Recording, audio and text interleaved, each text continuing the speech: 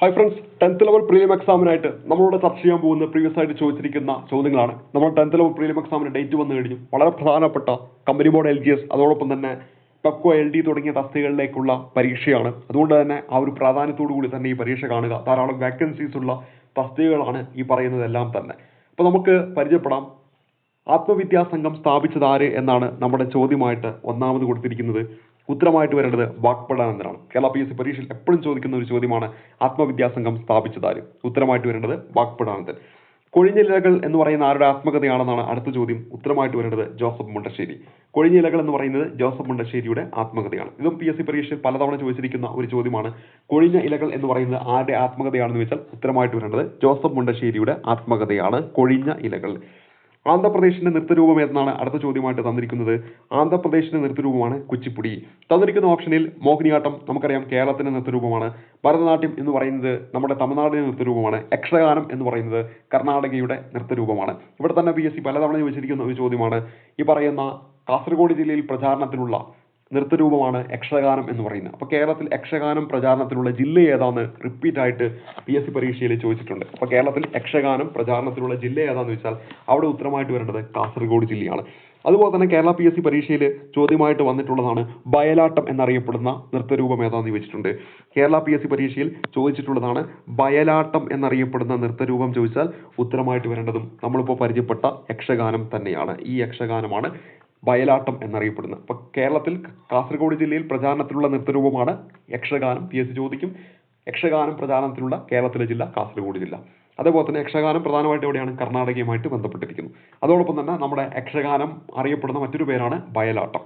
ഇപ്പോൾ നമ്മുടെ ചോദ്യം എന്താണ്? ആന്ധ്രാപ്രദേശിന്റെ നൃത്തരൂപം ഏതാണ്? അവിടെ ഉത്തരമായിട്ട് വരേണ്ടത് കുച്ചിപ്പുടി. കുച്ചിപ്പുടിയാണ് തന്നിരിക്കുന്ന ഓപ്ഷനിൽ ആന്ധ്രാപ്രദേശിന്റെ നൃത്തരൂപമായിട്ട് വരുന്നത്.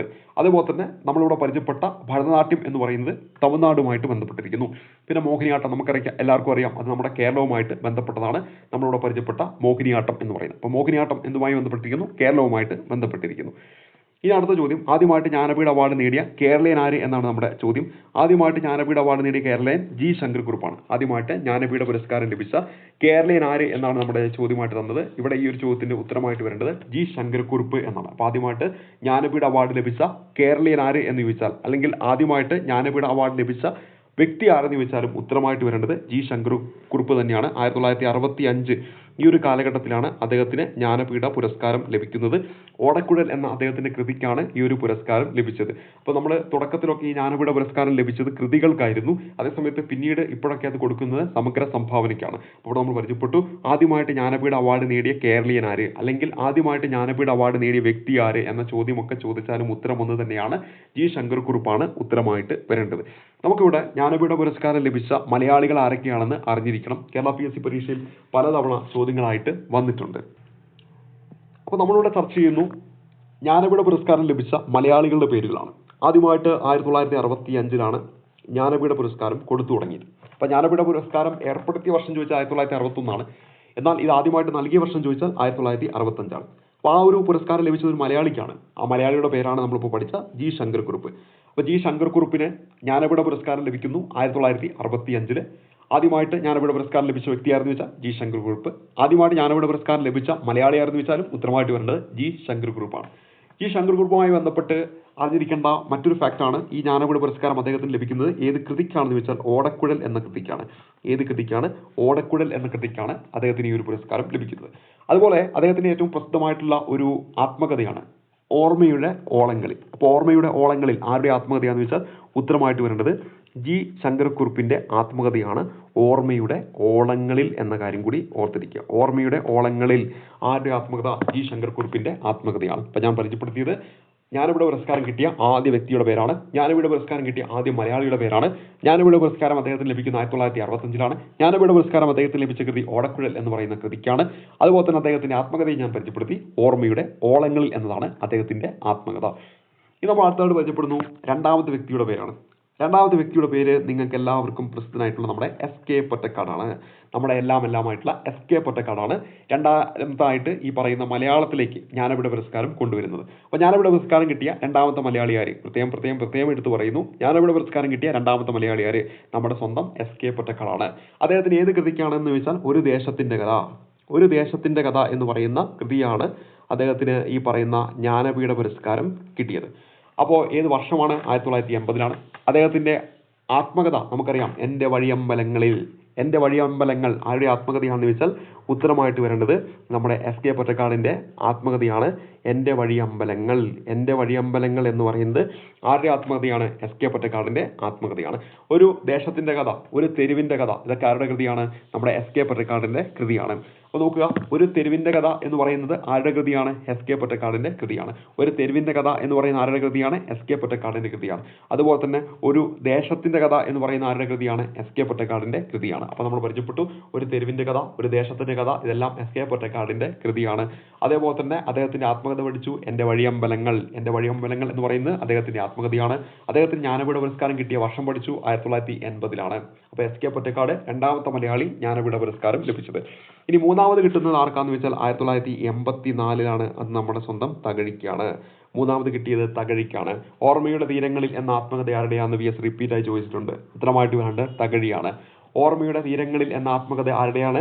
തകഴിയുടേതാണ്. ചെമ്മീൻ, രണ്ടിടങ്ങഴി, ഏണിപ്പടികൾ, തോട്ടിയുടെ മകൻ, കയർ, അനുഭവങ്ങൾ, പാളിച്ചകൾ തുടങ്ങിയ കൃതികൾ രചിച്ചിട്ടുള്ള നമ്മുടെ സ്വന്തം തകഴിക്കാണ് 1984-ൽ ഈ പറയുന്ന ജ്ഞാനപീഠ പുരസ്കാരം കിട്ടിയത്. അപ്പോൾ ഈ ഒരു കാലയളവിലൊക്കെ ജ്ഞാനപീഠ പുരസ്കാരങ്ങൾ കൃതികൾക്കായിരുന്നില്ല നൽകിയത്, മറിച്ച് സമഗ്ര സംഭാവനയ്ക്കാണ്. അപ്പോൾ ഈ ഒരു കാലഘട്ടം മുതൽ ജ്ഞാനപീഠ പുരസ്കാരം നൽകിയത് സമഗ്ര സംഭാവനയ്ക്കാണെന്ന കാര്യം പ്രത്യേകം നോട്ട് ചെയ്യുക. അപ്പോൾ നമ്മൾ പരിചയപ്പെട്ടു 1965 ജി ശങ്കരക്കുറുപ്പ് ഓടക്കുഴൽ എന്ന് പറയുന്ന കൃതിക്ക്, 1980 എസ്.കെ. പൊറ്റക്കാട് ഒരു ദേശത്തിൻ്റെ കഥ എന്ന് പറയുന്ന കൃതിക്ക്, 1984 തകഴിയുമായി ബന്ധപ്പെട്ട് അദ്ദേഹത്തിന് 1984 കിട്ടുന്നു മൂന്നാമത്തെ മലയാളി ജ്ഞാനപീഠ പുരസ്കാരം കിട്ടിയത്. ഇനി അടുത്തത് നമ്മൾ പരിചയപ്പെടുന്നത് എം ടിക്കാണ്. 1995-ലാണ് എം ടിക്ക് എന്ത് കിട്ടുന്നത്? ജ്ഞാനപീഠ പുരസ്കാരം കിട്ടുന്നത്. അതിനുശേഷം 2007-ലേക്ക് വരുന്നു, അവിടെ ONVക്ക് പുരസ്കാരം കിട്ടി. പിന്നീട് 2019-ലാണ് കിട്ടിയത്. അവിടെ കിട്ടിയത് അക്കിത്തത്തിനാണ്. അക്കിത്തം അച്യുതൻ നമ്പൂതിരിക്കാണ് ഈ പറയുന്ന പുരസ്കാരം ഏറ്റവും അവസാനമായിട്ട് കിട്ടിയ മലയാളി എന്ന കാര്യം ഓർക്കുക. അപ്പോൾ ജ്ഞാനപീഠ പുരസ്കാരം കിട്ടിയ അവസാനത്തെ മലയാളി ആയിരുന്നു വെച്ചാൽ ഉത്തരമായിട്ട് വരേണ്ടത് അക്കിത്തം അച്യുതൻ നമ്പൂതിരിയാണ്. അപ്പോൾ നമ്മൾ പരിചയപ്പെട്ടു ജ്ഞാനപീഠ പുരസ്കാരം കിട്ടിയ വ്യക്തികളുടെ പേര് ഓർക്കുക. 1965 G Sankara Kurup, 1980 S K. Pottekkatt, 1984 Thakazhi, 1995 M T, 2007 ONV, 2019 ആർക്കാണ്? അക്കിത്തം അച്യുതൻ നമ്പൂതിരിക്കാണ് പുരസ്കാരം കിട്ടിയത്. ഇതാണ് ജ്ഞാനപീഠ പുരസ്കാരം ലഭിച്ചിട്ടുള്ള മലയാളികളുടെ ലിസ്റ്റ് എന്ന് പറയുന്നത്. ഈ നമ്മുടെ പരീക്ഷയ്ക്ക് വേണമെങ്കിൽ കറണ്ട് അഫയേഴ്സ് മേഖലയിൽ നിന്ന് ചോദിക്കാം. ഈ 60ാമത് ജ്ഞാനപീഠ പുരസ്കാരം 2025 കിട്ടി. 60ാമത്തെ കേട്ടോ, 60ാമത്തെ. അത് ലഭിച്ചിരിക്കുന്ന വൈരമുത്തുവിനാണ്. ആർക്കാണ് ലഭിച്ചത്? വൈരമുത്തുവിനാണ് 60ാമത് ജ്ഞാനപീഠ പുരസ്കാരം കിട്ടിയത് എന്ന കാര്യം ഓർക്കുക. അപ്പോൾ 2025 60ാമത് ജ്ഞാനപീഠ പുരസ്കാരം വൈരമുത്തു. അദ്ദേഹം ഏത് ഭാഷയുമായി ബന്ധപ്പെട്ടിരിക്കുന്നു? തമിഴ് ഭാഷയുമായിട്ട് ബന്ധപ്പെട്ടിരിക്കുന്നു. അപ്പോൾ നമ്മൾ പരിചയപ്പെട്ടു 2025 വൈരമുത്തു, 60ാമത് തമിഴ് ഭാഷയുമായിട്ട് ബന്ധപ്പെട്ടിരിക്കുന്നു. അതിന് മുമ്പ് 2024 59ാമത് കിട്ടിയത് ഹിന്ദി ഭാഷയുമായി ബന്ധപ്പെട്ട് വിനോദ് കുമാർ ശുക്ലയ്ക്കാണ്. അപ്പോൾ നമ്മളിവിടെ പഠിച്ചത് മലയാളികൾ പഠിച്ചു 6 പേരാണ്. 6 പേരും പഠിച്ചു, വർഷവും പഠിച്ചു. വളരെ ഇമ്പോർട്ടൻറ്റ്. വർഷമൊക്കെ എടുത്ത് വെച്ചിട്ടുണ്ട്. എം ടിക്ക് കിട്ടിയപ്പാന്ന് വെച്ചിട്ടുണ്ട്, ONVക്ക് കിട്ടിയപ്പാന്ന് വെച്ചിട്ടുണ്ട്, തകഴിക്ക് കിട്ടിയപ്പാന്ന് വെച്ചിട്ടുണ്ട്. അതുകൊണ്ട് തന്നെ അതൊക്കെ ഒന്ന് ഓർക്കുക. അതോടൊപ്പം തന്നെ കറണ്ട് അഫയേഴ്സ് ഫാക്റ്റായിട്ട് അവസാനമായിട്ട് 2025 60ാമത് കിട്ടിയത് വൈരമുത്തു. തമിഴാണ് അദ്ദേഹത്തിൻ്റെ ഭാഷ എന്ന കാര്യം കൂടി ഓർത്തിരിക്കണം. ഇനി നമ്മുടെ അടുത്ത ചോദ്യത്തിലേക്ക് വരാം. നമ്മുടെ അടുത്ത ചോദ്യം എന്ന് പറയുന്നത്, തിരുവിതാംകൂറിൽ ആദ്യത്തെ സ്റ്റേറ്റ് ട്രാൻസ്പോർട്ട് സർവീസ് ആരംഭിച്ചത് ആരെന്നാണ് നമ്മുടെ ചോദ്യമായിട്ട് തന്നിരിക്കുന്നത്. ഇവിടെ CP രാമസ്വാമി അയ്യർ എന്നാണ് ഉത്തരമായിട്ട് വരുന്നത്. തിരുവിതാംകൂറിലെ ആദ്യത്തെ സ്റ്റേറ്റ് ട്രാൻസ്പോർട്ട് സർവീസ് ആരംഭിച്ചത് ആ ഒരു കാലഘട്ടത്തിലെ ദിവാനായിരുന്ന CP രാമസ്വാമി അയ്യരാണ് ഉത്തരമായിട്ട് വരിക. ആ ഒരു കാലഘട്ടത്തിൽ ഭരണാധികാരിയാണ് ഈ കൊടുത്തിരിക്കുന്ന ശ്രീ ചിത്തിര തിരുനാളാണ്. ആ ഒരു കാലഘട്ടത്തിൽ തിരുവിതാംകൂർ ഭരിച്ചിരുന്നത് ശ്രീ ചിത്തിര തിരുനാളാണ്. നമ്മുടെ ഈ ഒരു ഓപ്ഷൻ പ്രകാരം CP രാമസ്വാമി അയ്യരാണ് ഉത്തരമായിട്ട് വരേണ്ടത്. ഇനി പഴശ്ശിരാജയെ കേരള സിംഹം എന്ന് വിശേഷിപ്പിച്ച എല്ലാവർക്കും അറിയാലോ, സർദാർ KM പണിക്കറാണ്. ഇന്ത്യൻ നവോത്ഥാനത്തിന്റെ പിതാവ്. കേരളത്തിന്റെ നമുക്കറിയാം ശ്രീനാരായണ ഗുരുവാണെങ്കിൽ ഇന്ത്യയിൽ രാജാറാം മോഹൻ റോയിയാണ്. ക്ഷേത്രപ്രവേശന വിളംബരം നടത്തിയ തിരുവിതാംകൂർ രാജാവാര? ക്ഷേത്രപ്രവേശന വിളംബരമാണ്. ശ്രീ ചിത്തിര തിരുനാളാണ് ഉത്തരമായിട്ട് വരേണ്ടത്. ക്ഷേത്രപ്രവേശന വിളംബരം നടത്തിയ തീയതി നമുക്കറിയാം 1936 നവംബർ 12. 1936 നവംബർ 12 ക്ഷേത്രപ്രവേശന വിളംബരം നടത്തിയ തീയതി. ഇനി അടുത്ത ചോദ്യത്തിലേക്ക് വരാം. ബംഗാൾ വിഭജനം നടപ്പിലാക്കിയത് ആരെന്നാണ് നമ്മുടെ ചോദ്യം. ബംഗാൾ വിഭജനം നടപ്പിലാക്കിയത് 1905 അത് ആരാണ് ആ സമയത്ത് വൈസ്രോയി ആയിട്ട് വരുന്നത്? കാഴ്സൺ പ്രഭുവാണ് ആ ഒരു സമയത്ത് വൈസ്രോയി ആയിട്ട് വരുന്നത്.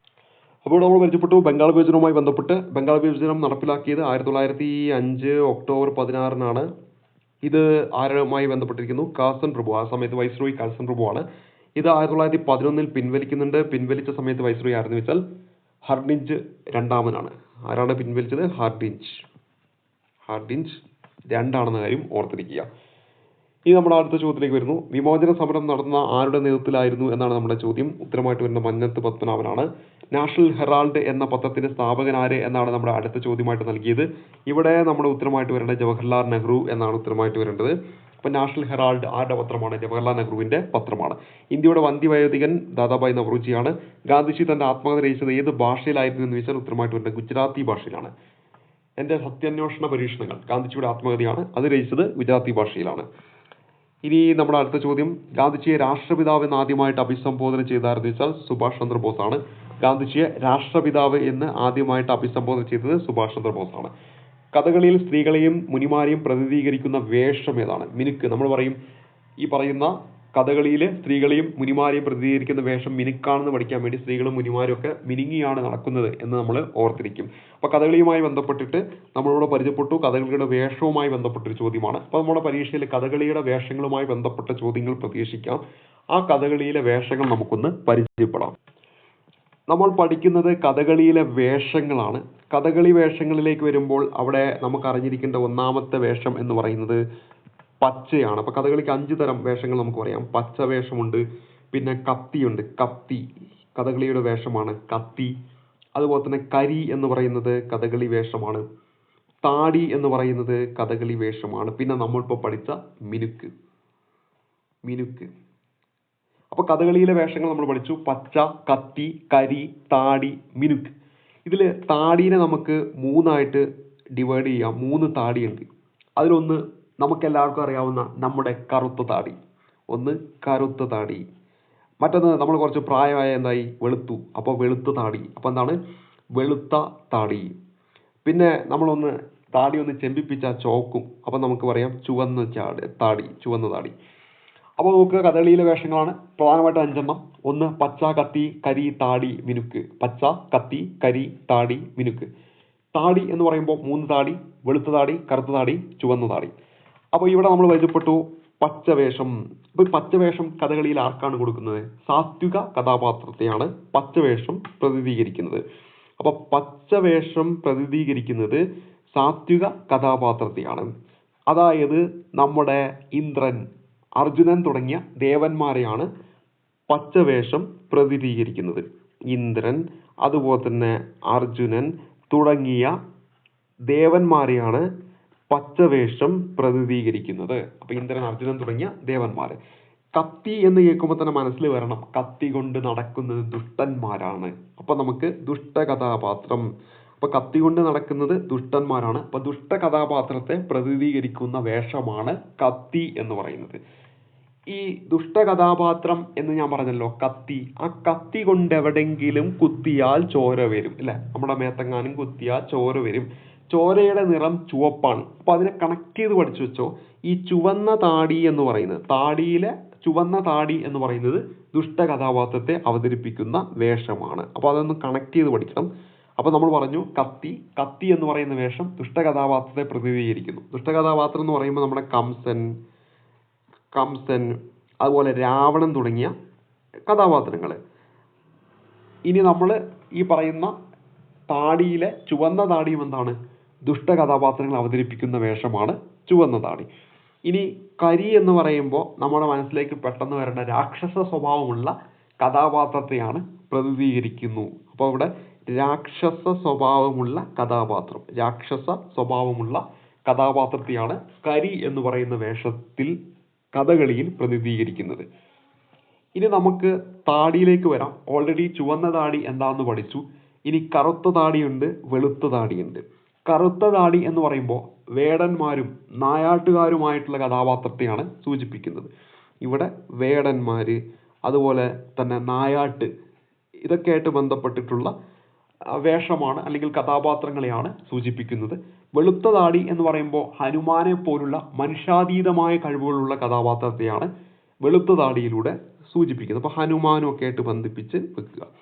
ഇനി മിനുക്ക് നമ്മളിപ്പോൾ പറഞ്ഞു, സ്ത്രീകള്, മുനിമാര് അങ്ങനെയുള്ളവരെയാണ് നമ്മൾ ഈ പറയുന്ന മിനുക്ക് എന്ന കാര്യത്തിലൂടെ ഓർത്തിരിക്കേണ്ടത്. അപ്പോൾ നമ്മൾ കഥകളിയിലെ വേഷങ്ങൾ 5 പച്ച, കത്തി, കരി, താടി, മിനുക്ക് ഓർത്തിരിക്കാനായിട്ട് നമ്മുടെ ഒരു പച്ച ഇല എടുത്തു, ആ പച്ച ഇല കത്തിച്ചു, കത്തിച്ചപ്പോൾ കരി കിട്ടി, കരി ഞാൻ താടിയിലെടുത്ത് മിനുക്കി. അപ്പോൾ പച്ച, കത്തി, കരി, താടി, മിനുക്ക് ആ ഒരു രീതിയിൽ കണക്ട് ചെയ്ത് വെക്കാം. താടി 3 തരം ഉണ്ടെന്ന് ഓർക്കുക: കറുത്ത താടി, വെളുത്ത താടി, ചുവന്ന താടി. അതുപോലെ പച്ച സാത്വിക കഥാപാത്രം, അതായത് നമ്മുടെ ഈ പറയുന്ന ഇന്ദ്രൻ, അർജുനൻ തുടങ്ങിയവ. കത്തി ദുഷ്ട കഥാപാത്രം, രാവണൻ, കംസൻ തുടങ്ങിയവ. കരി രാക്ഷസ സ്വഭാവമുള്ളതാണ്. കത്തി ഓർക്കുമ്പോൾ ചുവന്ന താടിയും കണക്ട് ചെയ്ത് വെക്കുക, അതും ദുഷ്ട കഥാപാത്രത്തെ കാണിക്കുന്നു. കറുത്ത താടിയിലേക്ക് വരുമ്പോൾ വേടന്മാർ, നായാട്ടുകാർ. വെളുത്ത താടി ഹനുമാനെ പോലുള്ള കഥാപാത്രങ്ങൾ.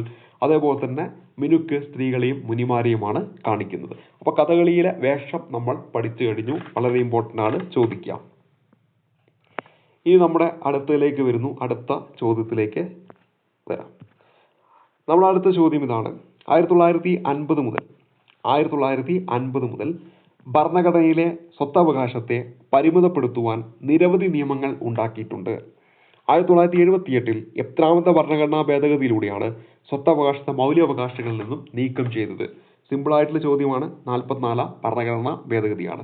അപ്പോൾ 1978 44ാം ഭരണഘടനാ ഭേദഗതിയിലൂടെയാണ് സ്വത്തവകാശത്തെ മൗലികാവകാശങ്ങളിൽ നിന്നും നീക്കം ചെയ്തത്. നമ്മുടെ ഭരണഘടന നിലവിൽ വരുമ്പോൾ 1950 ജനുവരി 26-ാം തീയതിയാണ് നമ്മുടെ ഭരണഘടന നിലവിൽ വന്നത്.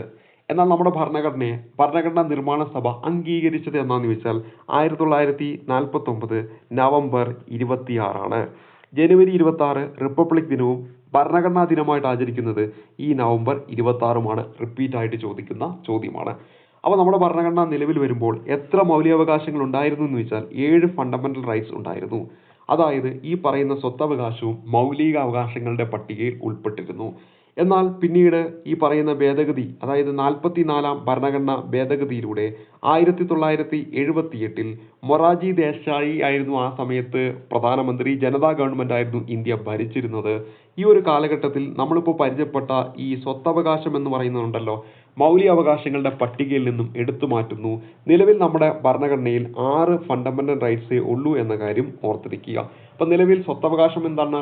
മൗലിക അവകാശമല്ല, മറിച്ച് നിയമപരമായിട്ടുള്ള അവകാശമാണ്. സ്വത്തവകാശം എന്തല്ല? മൗലിക അവകാശമല്ല, മറിച്ച് നിയമപരമായിട്ടുള്ള അവകാശമാണ് എന്ന കാര്യം ഓർത്തിരിക്കുക.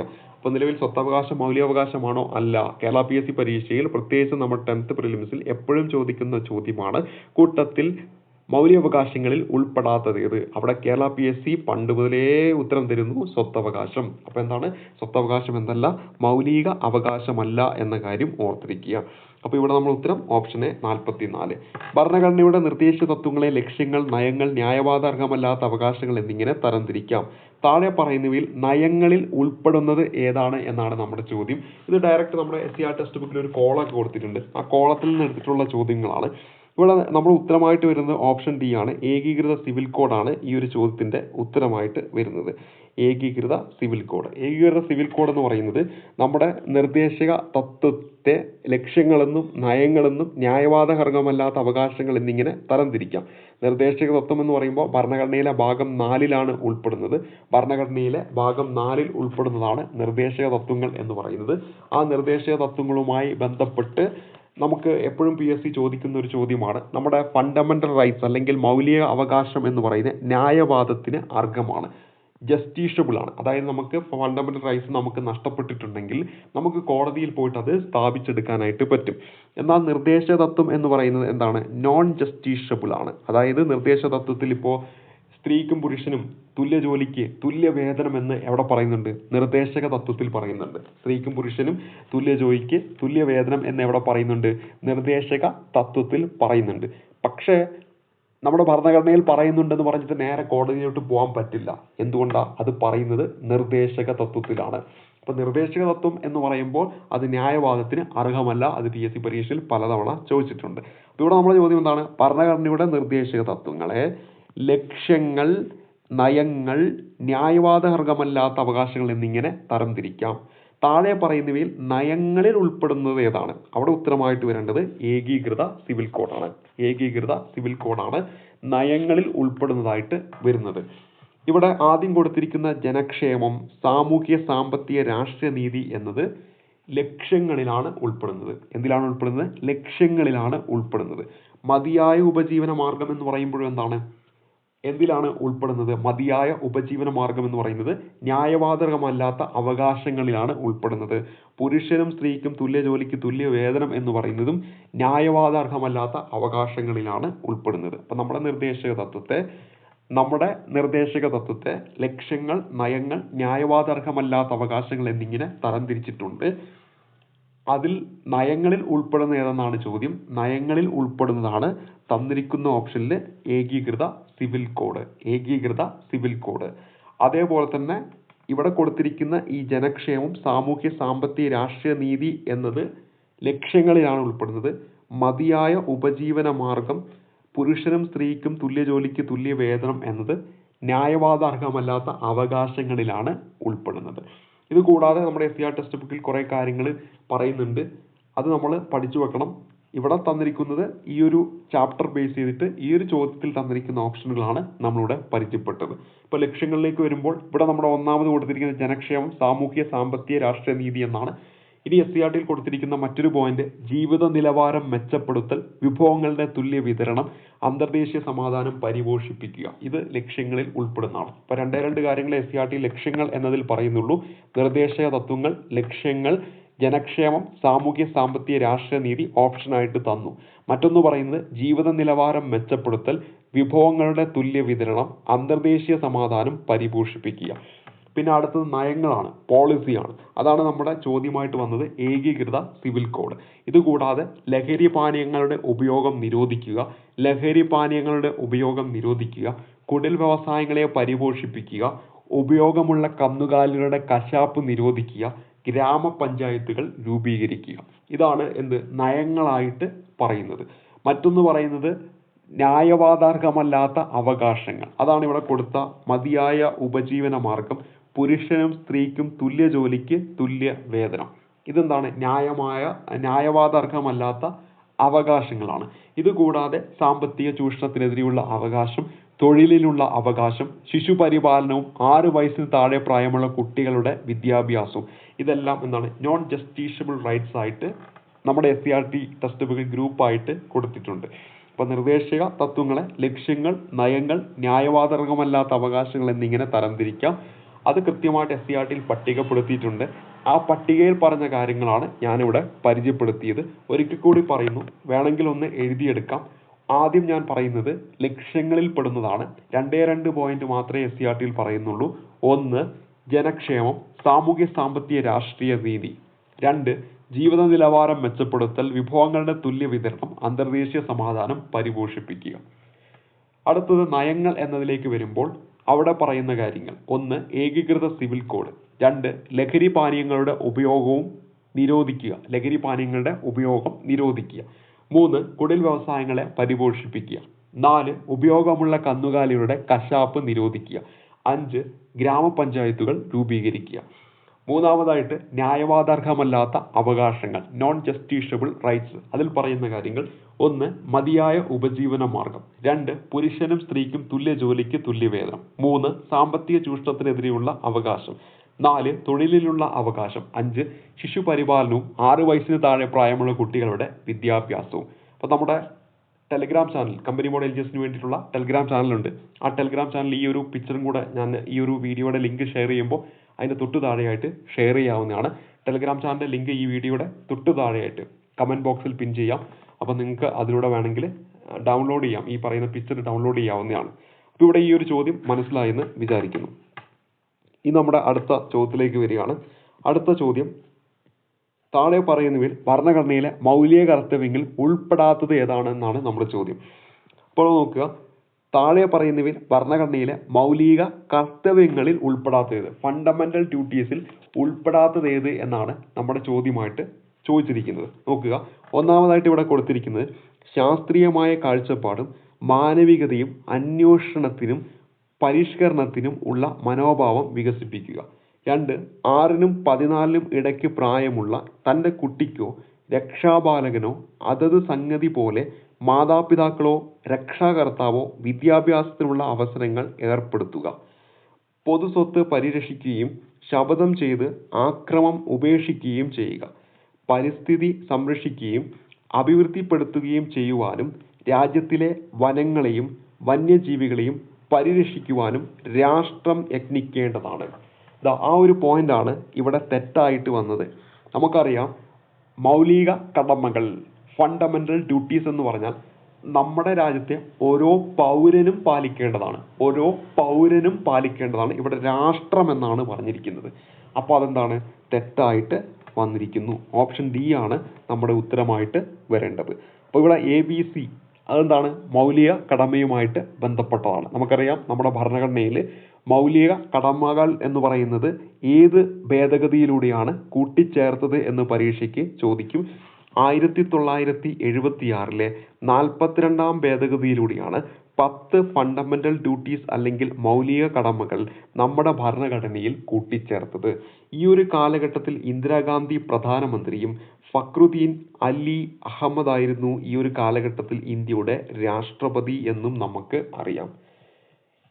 നിലവിൽ നമ്മുടെ ഭരണഘടനയിൽ 11 ഫണ്ടമെന്റൽ ഡ്യൂട്ടീസ് ആണ് ഉള്ളത് എന്ന് നമുക്കറിയാം. അപ്പൊ നിലവിൽ നമ്മുടെ ഭരണഘടനയിലുള്ള മൗലിക കടമകളുടെ എണ്ണം എത്രയെന്ന് ചോദിച്ചാൽ 11 എന്നാണ് വരേണ്ടത്.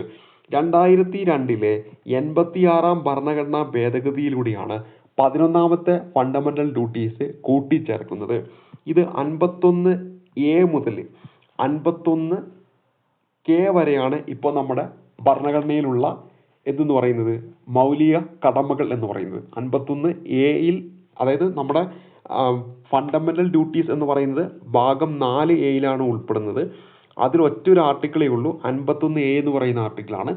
51A സബ് ക്ലോസ് A മുതൽ 51A സബ് ക്ലോസ് K വരെ 11 ഫണ്ടമെന്റൽ ഡ്യൂട്ടീസ് ആണ് നമ്മുടെ ഭരണഘടനയിൽ ഉള്ളത്. അതിൽ ഈ അവസാനത്തെ ഫണ്ടമെന്റൽ ഡ്യൂട്ടീസ് കൂട്ടിച്ചേർക്കുന്നത് 2002 86-ാം ഭരണഘടനാ ഭേദഗതിയിലൂടെയാണ്. അതായത് 6 വയസ്സ് മുതൽ 14 വയസ്സ് വരെയുള്ള കുട്ടികൾക്ക് വിദ്യാഭ്യാസത്തിനുള്ള സാഹചര്യം ഒരുക്കേണ്ടത് രക്ഷിതാക്കളുടെ മൗലിക കടമയായി ഭരണഘടന നിഷ്കർഷിക്കുന്നു എന്നതാണ് അവസാനമായിട്ട് കൂട്ടിച്ചേർത്ത മൗലിക കടമ എന്ന് പറയുന്നത്. ഇപ്പൊ സിമ്പിളായിട്ട് ചോദിക്കാം, നമ്മുടെ ഭരണഘടനയിൽ മൗലിക കടമകളുടെ എണ്ണം എത്ര? 11 എണ്ണം. എന്നാൽ ഭരണഘടന നിലവിൽ വരുമ്പോൾ മൗലിക കടമകളുടെ എണ്ണം എത്ര? അവിടെ മൗലിക കടമകളേ ഇല്ലായിരുന്നു. എന്തുകൊണ്ടാ? മൗലിക കടമകൾ കൂട്ടിച്ചേർത്തത് 42-ാം ഭരണഘടനാ ഭേദഗതിയിലൂടെ 1976-ലാണ്. അപ്പോൾ അന്ന് കൂട്ടിച്ചേർത്തപ്പോൾ എത്ര മൗലിക കടമകൾ? അന്ന് കൂട്ടിച്ചേർത്തപ്പോൾ 51A മുതൽ 51A J വരെയാണ്, അതായത് 10 എണ്ണമേ ഉണ്ടായിരുന്നുള്ളൂ. ആരാണ് മൗലിക കടമകൾ കൂട്ടിച്ചേർത്തപ്പോൾ? ഇന്ത്യൻ പ്രധാനമന്ത്രി ഇന്ദിരാഗാന്ധിയാണ്. ആ സമയത്ത് ഈ ഭേദഗതിയിൽ ഒപ്പിട്ട രാഷ്ട്രപതി ആര്? ഫക്രുദ്ദീൻ അലി അഹമ്മദ് ആണ്. അതേപോലെ തന്നെ എത്രാം ഭരണഘടനാ ഭേദഗതിയിലൂടെയാണ് 11ാം മൗലിക കടമ കൂട്ടിച്ചേർത്തത്? 86-ാം ഭരണഘടനാ ഭേദഗതിയിലൂടെ. നമ്മുടെ വിദ്യാഭ്യാസം മൗലിക അവകാശങ്ങളാക്കിയ ഭേദഗതി ഏത്? 86-ാം ഭരണഘടനാ ഭേദഗതി 2002. അപ്പോൾ 51A K എന്ന് പറയുന്ന മൗലിക കടമ കൂട്ടിച്ചേർത്തപ്പോൾ മൗലിക കടമകളുടെ എണ്ണം 11 ആയി. എന്താണ് 11ാമത്തെ മൗലിക കടമ? 6 വയസ്സ് മുതൽ 14 വയസ്സ് വരെയുള്ള കുട്ടികൾക്ക് വിദ്യാഭ്യാസത്തിനുള്ള സാഹചര്യം ഒരുക്കേണ്ടത് രക്ഷിതാക്കളുടെ മൗലിക കടമയായി ഭരണഘടന നിഷ്കർഷിക്കുന്നു. ഇനി ഈ പറയുന്ന മൗലിക കടമ എന്ന ആശയം നമ്മൾ കടമെടുത്തിരിക്കുന്നത് എവിടെ നിന്നാണ്? USSRൽ നിന്നാണ്, റഷ്യയിൽ നിന്നാണ്, അല്ലെങ്കിൽ USSRൽ നിന്നാണ് മൗലിക കടമകൾ എന്ന് പറയുന്ന ഈ ഒരു ആശയം നമ്മൾ കടമെടുത്തിരിക്കുന്നത് എന്ന കാര്യം കൂടി ഓർത്തിരിക്കുക. ഈ പോയിന്റുകൾ കൃത്യമായിട്ട് ഓർക്കണം. ഇനി നമ്മൾ അടുത്ത ചോദ്യത്തിലേക്ക് വരാം. ഇന്ത്യൻ ഭരണഘടനയുടെ ഹൃദയവും ആത്മാവും എന്ന് ഡോക്ടർ BR അംബേദ്കർ വിശേഷിപ്പിച്ച ഭരണഘടനയുടെ ഏത് അവകാശത്തെയാണ് എന്നാണ് നമ്മുടെ ചോദ്യമായിട്ട് ചോദിച്ചിരിക്കുന്നത്. ഇവിടെ ഈ ഒരു ചോദ്യത്തിന്റെ ഉത്തരമായിട്ട് വരേണ്ടത് തന്നിരിക്കുന്നതിൽ ഭരണഘടനാ പരിഹാരത്തിനുള്ള അവകാശം എന്നാണ്. ഓപ്ഷൻ C ആണ് ഈ ഒരു ചോദ്യത്തിന്റെ ഉത്തരമായിട്ട് വരിക. അതായത് ആർട്ടിക്കിൾ 32. ഏത് ആർട്ടിക്കിൾ? ആർട്ടിക്കിൾ 32. മൗലിക അവകാശങ്ങളിലെ ആർട്ടിക്കിൾ 32-നെയാണ് BR അംബേദ്കർ ഹൃദയവും ആത്മാവും എന്ന് വിശേഷിപ്പിച്ചത്. ഇനി അടുത്ത ചോദ്യത്തിലേക്ക് വരാം. അനുച്ഛേദം 21A ഉറപ്പുവരുത്തുന്നത് എന്തെന്നാണ് നമ്മുടെ ചോദ്യം. അനുച്ഛേദം 21A ഉറപ്പുവരുത്തുന്നത് എന്തെന്നാണ് നമ്മുടെ ചോദ്യമായിട്ട് തന്നിരിക്കുന്നത്. ഇവിടെ ഉത്തരമായിട്ട് വരുന്ന ഓപ്ഷൻ D ആണ്. 6 മുതൽ 14 വയസ്സ് വരെയുള്ള എല്ലാ കുട്ടികൾക്കും രാഷ്ട്രം നിയമം വഴി തീരുമാനിക്കുന്ന അങ്ങനെയുള്ള രീതിയിൽ സൗജന്യവും നിർബന്ധിതവുമായ വിദ്യാഭ്യാസത്തിന് വ്യവസ്ഥ ചെയ്യേണ്ടതാണ്. ഇത് ഏത് ഭേദഗതിയിലൂടെയാണ് കൂട്ടിച്ചേർത്തത്? 2002. ഇത് ഏത് ഭേദഗതിയിലൂടെയാണ് കൂട്ടിച്ചേർത്തത്? 2002 87 ആറാം ഭരണഘടനാ ഭേദഗതിയിലൂടെയാണ്. 2002 86 ഭരണഘടനാ ഭേദഗതിയിലൂടെയാണ് 6 മുതൽ 14 വയസ്സ് വരെയുള്ള എല്ലാ കുട്ടികൾക്കും രാഷ്ട്രം നിയമം വഴി തീരുമാനിക്കുന്ന അങ്ങനെയുള്ള രീതിയിൽ സൗജന്യവും നിർബന്ധിതമായ വിദ്യാഭ്യാസത്തിന് വ്യവസ്ഥ ചെയ്യേണ്ടതാണ് എന്ന് ആർട്ടിക്കിൾ 21A ഭരണഘടനയിൽ ഒരു മൗലിക അവകാശമായിട്ട് ഇതിനെ കൂട്ടിച്ചേർത്തു. ഈ ഒരു ഭേദഗതിയിലൂടെയാണ് 11ാമത്തെ മൗലിക കടമയും കൂട്ടിച്ചേർക്കുന്നത്. ഇനി അടുത്ത ചോദ്യം, ചരിത്രത്തിലെ ഏറ്റവും വലിയ ചൂതാട്ടമായി ഒരു ഇന്ത്യൻ പത്രാധിപർ വിശേഷിപ്പിച്ചത് എന്തിനെയായിരുന്നു എന്നാണ് നമ്മുടെ ചോദ്യം. ഇത് ഫൈനൽ കീയിൽ ഡിലീറ്റ് ആക്കിയ ചോദ്യമാണ്. ഫൈനൽ കീയിൽ ഇത് ഡിലീറ്റ് ആക്കിയിട്ടുള്ള ചോദ്യമാണ്. നാളെ നമ്മൾ ബ്രിട്ടീഷ് അധിനിവേശത്തിന്റെ അടിമത്തത്തിൽ നിന്ന് മോചിതരാകും. പക്ഷേ ഈ അടുത്ത രാത്രിയിൽ ഇന്ത്യ വിഭജിക്കപ്പെടും. അതുകൊണ്ട് നാളത്തെ ദിവസം ആഗ്ലാന്തത്തിന്റെ എന്നതുപോലെ കഠിനമായ ദുഃഖത്തിൻ്റെതുമാണ് എന്ന പ്രസ്താവന ആരുടേതാണ് എന്നാണ് നമ്മുടെ ചോദ്യമായിട്ട് തന്നിരിക്കുന്നത്. ഈ ഒരു പ്രസ്താവനയും SCERT ഫാക്റ്റാണ്. ഓപ്ഷൻ സി മഹാത്മാഗാന്ധിയാണ്. വീണ്ടും ആവർത്തിക്കാം. നാളെ നമ്മൾ ബ്രിട്ടീഷ് അധിനിവേശത്തിന്റെ അടിമത്തത്തിൽ നിന്നും മോചിതരാകും. പക്ഷേ ഈ അർദ്ധരാത്രിയിൽ ഇന്ത്യ വിഭജിക്കപ്പെടും. അതുകൊണ്ട് നാളത്തെ ദിവസം ആഗ്ലാന്തത്തിന്റെ എന്നതുപോലെ കഠിനമായ ദുഃഖത്തിൻ്റെതുമാണ് എന്ന് പറഞ്ഞത് മഹാത്മാഗാന്ധിയാണ്. സ്വതന്ത്ര ഇന്ത്യയിൽ ആദ്യത്തെ വിദ്യാഭ്യാസ മന്ത്രി റിപ്പീറ്റായി പലതവണ ചോദിക്കുന്ന ചോദ്യമാണ്. മൗലാന അബ്ദുൽ കലാം ആസാദാണ് സ്വതന്ത്ര ഇന്ത്യയിലെ ആദ്യത്തെ വിദ്യാഭ്യാസ മന്ത്രി. കേരളത്തിലാണെങ്കിൽ Joseph മുണ്ടശ്ശേരിയാണ്.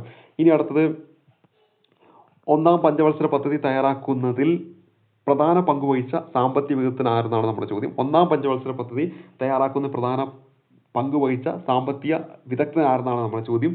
Option D KN Raj എന്നാണ് ഈ ഒരു ചോദ്യത്തിന്റെ ഉത്തരമായിട്ട് വരേണ്ടത്. അപ്പോൾ ഒന്നാം പഞ്ചവത്സര പദ്ധതി തയ്യാറാക്കുന്നതിൽ പ്രധാന പങ്കുവഹിച്ച സാമ്പത്തിക വിദഗ്ധനാണ് KN രാജ്. അടുത്ത ചോദ്യത്തിലേക്ക് വരാം. അട്ടർലി ബട്ടർലി ഡിലീഷ്യസ് എന്ന പരസ്യഗാനവും വെണ്ണ പുരട്ടിയ പൊരിച്ച റൊട്ടി പിടിച്ചു നിൽക്കുന്ന വാത്സല്യം തോന്നുന്ന ഒരു കൊച്ചു പെൺകുട്ടിയുടെ ചിത്രവും ബന്ധപ്പെട്ടിരിക്കുന്നത് എന്തുമായിട്ടാണ് എന്നാണ് നമ്മുടെ ചോദ്യം. അപ്പോൾ ഇവിടെ നമ്മുടെ വെണ്ണ എന്നൊക്കെ കേൾക്കുമ്പോൾ നമ്മുടെ മനസ്സിലേക്ക് പെട്ടെന്ന് കടന്നു വരേണ്ടത് എന്ത് തന്നെയാണ്? നമ്മുടെ സ്വന്തം അമൂല് തന്നെയാണ് വേണ്ടത്. അട്ടർലി ബട്ടർലി ഡിലീഷ്യസ് എന്ന പരസ്യഗാനവും വെണ്ണ പുരട്ടി പൊരിച്ച റൊട്ടി പിടിച്ചു നിൽക്കുന്ന വാത്സല്യം തോന്നുന്ന ഒരു കൊച്ചു പെൺകുട്ടിയുടെ ചിത്രവും ബന്ധപ്പെട്ടിരിക്കുന്നത് അമൂലാണ്. ഇത് എവിടെ പറയുന്നുണ്ട്? നമ്മൾ SCERT പറയുന്നുണ്ട്. അപ്പോൾ അത് അവിടെ നിങ്ങോട്ട് എടുത്തതാണ് ഇവര്. ഈ നോക്കുക, ലോകരാജ്യങ്ങളിൽ വലുപ്പത്തിൽ ഇന്ത്യയുടെ സ്ഥാനം എത്ര?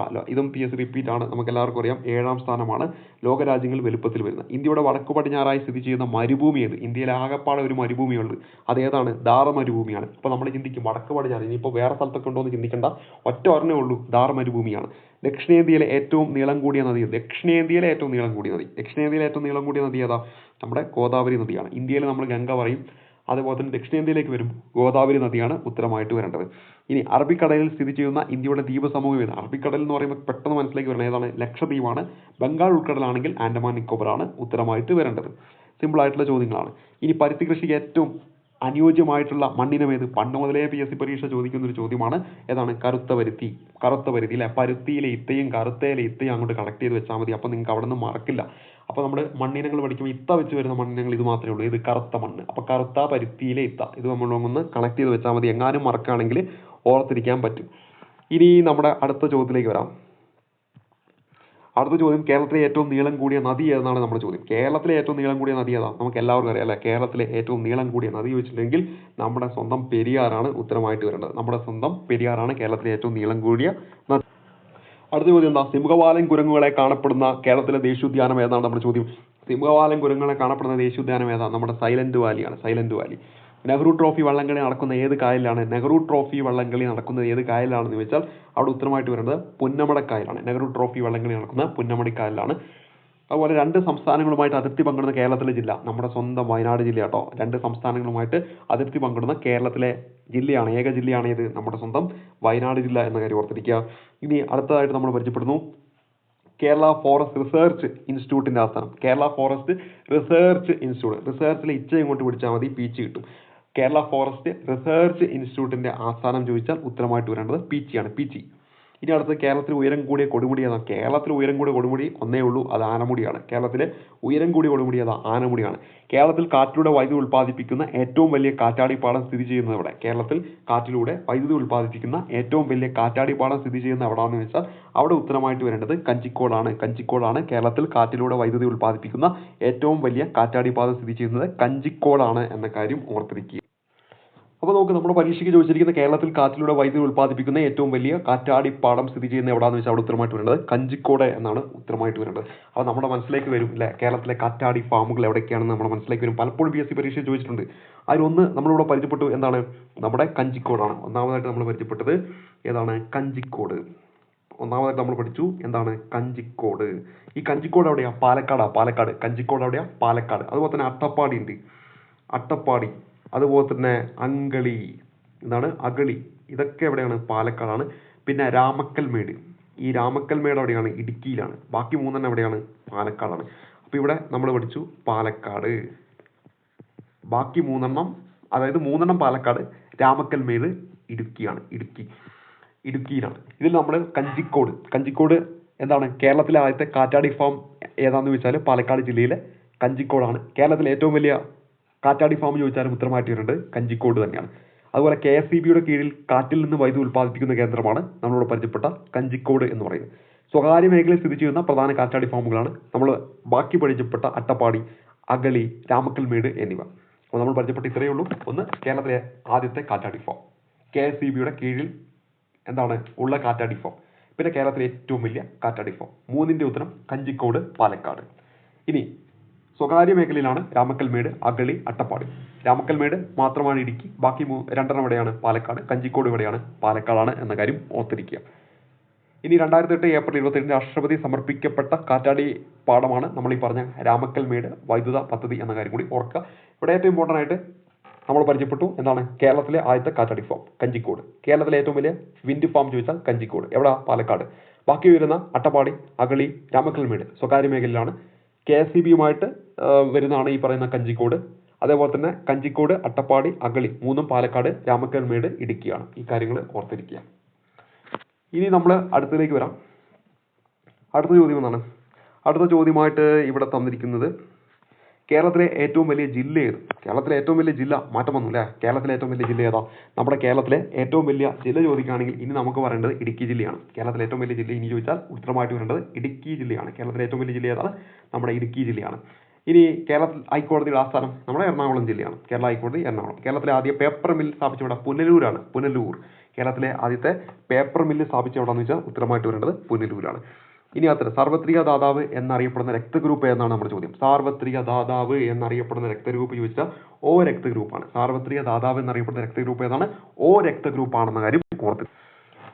അപ്പോൾ നമ്മളോട് പരിചയപ്പെട്ടു സാർവത്രിക ദാതാവ് എന്നറിയപ്പെടുന്ന രക്തഗ്രൂപ്പ്. ഞാനിവിടെ കുറച്ച് പോയിന്റുകൾ പറയാം, നോട്ട് ചെയ്ത് വെച്ചോ, വരാൻ പോകുന്ന പരീക്ഷയ്ക്ക് ഗുണം ചെയ്യും. ഇപ്പോൾ നമ്മൾ ആദ്യം പരിചയപ്പെട്ട സാർവത്രിക ദാതാവ്. അപ്പോൾ നമ്മൾ ആദ്യം പരിചയപ്പെട്ടത് ഏത് രക്തഗ്രൂപ്പാണ്? O രക്തഗ്രൂപ്പാണ്. അപ്പോൾ നമ്മൾ ആദ്യം പരിചയപ്പെട്ടത് O രക്തഗ്രൂപ്പാണ്. രക്തഗ്രൂപ്പ് ഞാൻ പറഞ്ഞു, O രക്തഗ്രൂപ്പ്. അതിനാണ് എന്ത്? സാർവത്രിക ദാതാവ് എന്നറിയപ്പെടുന്ന രക്തഗ്രൂപ്പ്. ഇനി സാർവത്രിക സ്വീകർത്താവ്, അതാണ് AB ഗ്രൂപ്പ്. സാർവത്രിക സ്വീകർത്താവ് എന്നറിയപ്പെടുന്നത് AB ഗ്രൂപ്പാണ്. ഏറ്റവും കൂടുതൽ കണ്ടുവരുന്ന രക്തഗ്രൂപ്പ് ചോദിച്ചാൽ O പോസിറ്റീവാണ്. ഏറ്റവും കൂടുതൽ കണ്ടുവരുന്നത്. ഏറ്റവും കുറവ് കണ്ടുവരുന്ന രക്തഗ്രൂപ്പ് ചോദിച്ചാൽ AB നെഗറ്റീവാണ്. AB നെഗറ്റീവാണ്. വളരെ കുറച്ച് ആൾക്കാരിൽ മാത്രം കാണുന്ന രക്തഗ്രൂപ്പാണ് ബോംബെ ഗ്രൂപ്പ് എന്ന് പറയുന്നത്. ബോംബെ ഗ്രൂപ്പ്. ഈ ബോംബെ ഗ്രൂപ്പ് കണ്ടുപിടിച്ചത് ബെൻഡെ എന്ന് പറയുന്ന വ്യക്തിയാണ്. നമ്മളിവിടെ പ്രധാനമായിട്ട് ഓർത്ത് വെക്കേണ്ട ഇത്രേ ഉള്ളൂ. ഒന്ന്, സാർവത്രിക ദാതാവ് എല്ലാവർക്കും കൊടുക്കാം, അതാണ് O ഗ്രൂപ്പ്. ഇനി സാർവത്രിക സ്വീകർത്താവ്, എല്ലാവരിൽ നിന്നും സ്വീകരിക്കാം, അതാണ് AB ഗ്രൂപ്പ്. ഏറ്റവും കൂടുതൽ O പോസിറ്റീവ്, ഏറ്റവും കുറവ് AB നെഗറ്റീവ്. ഈ കാര്യങ്ങൾ ഓർത്തിരിക്കുക.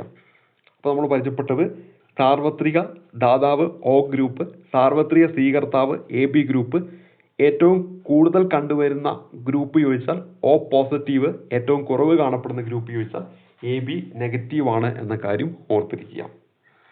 ഇനി അടുത്ത ചോദ്യത്തിലേക്ക് വരാം.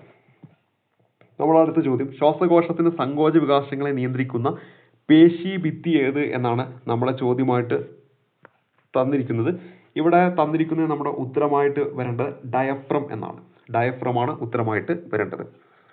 ഇനി അടുത്തത്, താഴെ തന്നിട്ടുള്ള ജോഡികളിൽ ജലത്തിൽ ലയിക്കുന്ന ജീവകങ്ങൾ ഏതെല്ലാം? ജലത്തിൽ ലയിക്കുന്നതാണ്. അപ്പോൾ വിറ്റാമിൻ B കോംപ്ലക്സും വിറ്റാമിൻ സിയുമാണ് വരേണ്ടത്. ഓപ്ഷൻ ബി ആണ് നമ്മുടെ ഉത്തരമായിട്ട് വരുന്നത്. ബാക്കി വരുന്നത് A, D, E, K ഇതൊക്കെ കൊഴുപ്പിൽ ലയിക്കുന്നതാണ്. വിറ്റാമിൻ A, അതുപോലെ തന്നെ vitamin D, vitamin E, vitamin K ഇതെല്ലാം കൊഴുപ്പിൽ ലയിക്കുന്നതാണ്. ബിയും സിയുമാണ് ജലത്തിൽ ലയിക്കുന്നതായിട്ട് പറയുന്നത്. ഇനി താഴെ തന്നിരിക്കുന്നവയിൽ ബാക്ടീരിയ മൂലം ഉണ്ടാകുന്ന രോഗമേത്? ഇത് പലപ്പോഴും PSC പരീക്ഷയിൽ ചോദിക്കുന്ന ചോദ്യമാണ്. ബാക്ടീരിയ രോഗങ്ങളും അതോടൊപ്പം തന്നെ വൈറസ് രോഗങ്ങൾ, അതൊക്കെ ഒന്ന് പഠിച്ചു വെക്കണം. ഇവിടെ തന്നിരിക്കുന്നതിൽ നമ്മുടെ ഉത്തരമായിട്ട് വരുന്നത് ഓപ്ഷൻ ഡി ആണ്, ടൈഫോയിഡ് ആണ്. ഓപ്ഷൻ ഡി ആണ് ഈ ഒരു ചോദ്യത്തിന്റെ ഉത്തരമായിട്ട് വരിക. ബാക്ടീരിയ മൂലമുണ്ടാകുന്ന രോഗമാണ് ടൈഫോയിഡ് എന്ന് പറയുന്നത്. ടൈഫോയിഡ്. ഇനി അടുത്തത് താഴെ തന്നിട്ടുള്ള സൂചനകളിൽ ശരിയായത് ഏതെന്ന് കണ്ടുപിടിക്കുക. അയഡിൻ തൈറോയ്ഡ് ഗ്രന്ഥിയുടെ വളർച്ചയ്ക്ക്, ഇരുമ്പ് ഹിമോഗ്ലോബിന്റെ നിർമ്മാണത്തിന്, സോഡിയം എല്ലുകളുടെ രൂപീകരണത്തിന്, കാൽസ്യം ശരീരത്തിന് ആവശ്യമായ ജലം നിലനിർത്തുന്നത്. ഇത് നമുക്ക് ശരിയായതാണ് കണ്ടുപിടിക്കേണ്ടത്. ഇവിടെ 1ഉം 2ഉമാണ് ശരി. അതായത് അയഡിൻ എന്ന് പറയുന്നത് തൈറോയ്ഡ് ഗ്രന്ഥിയുടെ വളർച്ചയ്ക്ക്, ഇരുമ്പ് എന്ന് പറയുന്നത് ഹിമോഗ്ലോബിന്റെ നിർമ്മാണത്തിന്, സോഡിയം എന്ന് പറയുന്നത് ശരിക്കും ശരീരത്തിന് ആവശ്യമായ ജലം നിലനിർത്തുന്നത്, കാൽസ്യം എല്ലുകളുടെയും രൂപീകരണം. അത് അങ്ങോട്ടും ഇങ്ങോട്ട് മാറ്റിപ്പോയി. അപ്പോൾ ഇവിടെ 1ഉം 2ഉം മാത്രമാണ് ശരി. ഓപ്ഷൻ ബി ആണ് നമ്മുടെ ഉത്തരമായിട്ട് വരുന്നത്. ഇനി അടുത്ത ചോദ്യം, മലമ്പനി രോഗം പരത്തുന്ന കൊതുക് ഏതെന്നാണ് നമ്മുടെ ചോദ്യം. മലമ്പനി രോഗം പരത്തുന്ന കൊതുകാണ് ഇവിടെ ചോദ്യമായിട്ട് ചോദിച്ചിരിക്കുന്നത്. അനോഫിലസ് എന്നാണ് ഉത്തരമായിട്ട് വരേണ്ടത്. രക്തത്തിലെ ഗ്ലൂക്കോസിന്റെ തോത് കുറയ്ക്കുന്ന ഹോർമോൺ ഏത്? രക്തത്തിലെ ഗ്ലൂക്കോസിന്റെ തോത് കുറയ്ക്കുന്നതാണ് ഇൻസുലിൻ ആണ് ഉത്തരമായിട്ട് വരേണ്ടത്. രക്തത്തിലെ ഗ്ലൂക്കോസിന്റെ തോത് കുറയ്ക്കുന്ന ഹോർമോണാണ് ഇൻസുലിൻ എന്ന കാര്യം ഓർത്തിരിക്കുക. കേരളത്തിൽ സർക്കാർ തലത്തിൽ നടപ്പിലാക്കിയിട്ടുള്ള മരണാനന്തര അവയവ കൈമാറ്റ പദ്ധതി ഏതെന്നാണ്? നമുക്ക് എല്ലാവർക്കും അറിയാം, മൃതസഞ്ജീവനിയാണ് നമ്മുടെ ഉത്തരമായിട്ട് വരേണ്ടത്. അടുത്ത ചോദ്യം ഇതാണ്, കൊഴുപ്പ് അടിഞ്ഞ് ധമനികളുടെ വ്യാസം കുറയുന്നത് മൂലം ഉണ്ടാകുന്ന ഒരു ജീവിതശൈലി രോഗം ഏതെന്നാണ് നമ്മുടെ ചോദ്യമായിട്ട് തന്നിരിക്കുന്നത്. ഇവിടെ ഈ ഒരു ചോദ്യത്തിന്റെ ഉത്തരമായിട്ട് വരേണ്ടത് അമിത രക്തസമ്മർദ്ദം എന്നാണ്. അപ്പോൾ ഇവിടെ ഓപ്ഷൻ എ ആണ് ഉത്തരമായിട്ട് വരുന്നത്. അപ്പോൾ കൊഴുപ്പ് അടിഞ്ഞ് ധമനികളുടെ വ്യാസം കുറയുന്നത് മൂലം ഉണ്ടാകുന്ന ജീവിതശൈലി രോഗമാണ് അമിത രക്തസമ്മർദ്ദം. ഇനി അടുത്തത്, കേരള സർക്കാർ തുടക്കം കുറിച്ചിട്ടുള്ള അശ്വമേധം എന്ന പദ്ധതി ഏത് രോഗവുമായി ബന്ധപ്പെട്ടിരിക്കുന്നു? കുഷ്ഠരോഗവുമായിട്ട് ബന്ധപ്പെട്ടിരിക്കുന്നു. ഇവിടെ 50 ചോദ്യങ്ങൾ നമ്മൾ പരിചയപ്പെട്ടു. അപ്പോൾ ഈ 50 ചോദ്യങ്ങളും നമ്മുടെ വരാൻ പോകുന്ന 10th പ്രീലിം എക്സാമിന് വളരെ വിലപ്പെട്ട ചോദ്യങ്ങളാണ്. അപ്പോൾ 50 ചോദ്യങ്ങളും നമ്മൾ നല്ല രീതിയിൽ പഠിക്കുക. അടുത്ത ഒരു ക്ലാസ്സിൽ മറ്റൊരു ചോദ്യപേപ്പറും അതിലെ ചോദ്യങ്ങളായിട്ട് കാണാം. ഇതിലെ ബാക്കി ചോദ്യങ്ങൾ എന്ന് പറയുന്നത് ഈ ഒരു പരീക്ഷയുമായി ബന്ധപ്പെട്ടിട്ടുള്ള ചോദ്യങ്ങളാണ്. അതായത് ഇതൊരു സ്പെഷ്യൽ എക്സാം ആയിരുന്നു, LGS ലെവൽ തന്നെ ഉള്ളതാണ്. അതിലെ GK പോർഷനാണ് നമ്മളിപ്പോൾ പരിചയപ്പെടുത്തിയത്. ഇനി അടുത്ത ക്ലാസ്സിൽ നമുക്ക് ബാക്കി ചോദ്യങ്ങളൊക്കെ ആയിട്ട് കണ്ടുമുട്ടാം. എല്ലാം വിലപ്പെട്ട ചോദ്യമാണ്, നല്ല രീതിയിൽ പഠിക്കുക. അടുത്ത ക്ലാസ് കാണുമ്പോഴേക്കും നന്ദി, നമസ്കാരം.